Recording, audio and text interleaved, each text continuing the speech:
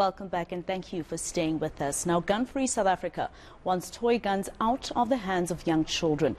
It says this will reduce gun violence. The organization says in communities with high levels of violence, violent toys blur the line between reality and fantasy.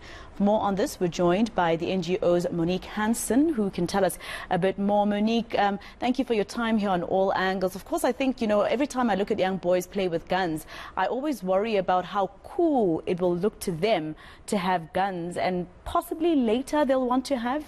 Am I looking too deep into it?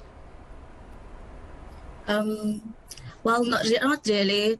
There is a possibility. There's always a risk that kids will always have a fascination in guns. When it started with toy guns, and they have a fascination in real guns in the future. There's always a risk that could happen. Yeah. And in terms of you calling for the toy guns to be eradicated, is there any particular reason in terms of crimes that are taking place? I mean, I know that I've been a victim of crime where someone pointed at me with a gun, and then I found out later on when I opened a case with police that it was a toy gun. But of course, he still invaded my privacy, and he made me scared. Mm-hmm. Yeah, a lot of the time that we are, sorry about that, a lot of the time it's relevant in South Africa because a lot of police officers find that in the end of a crime that a toy gun was used, and they collect a lot of toy guns that was used in a real crime.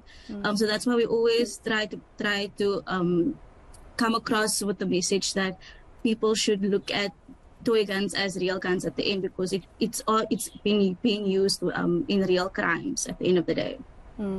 How much of this, if toy guns are eradicated, that is, what does Gun-Free SA think in terms of how much it will assist us with violence at the hands of people who use guns in South Africa? Well, it is not a given, like I said, that children would actually play with toy guns and replicas. Would go on to use real firearms at the end.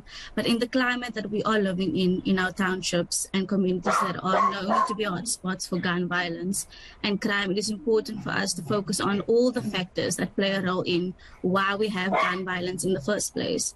And we believe that children need to be made aware of the real danger that comes with finding toy guns and replicas.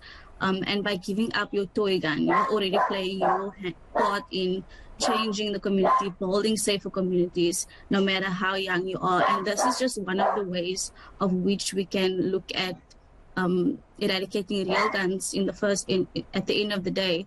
The law shows that when we reduce access to firearms, we can really build safer communities at the end of the day. And this is just one of the ways that we can focus on something that plays a role in why we have gun violence in the first place. Do you know any statistics of, police?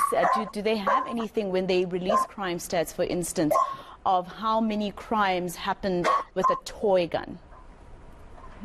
I don't have statistics at the moment. We can get that, and we release it on our social medias.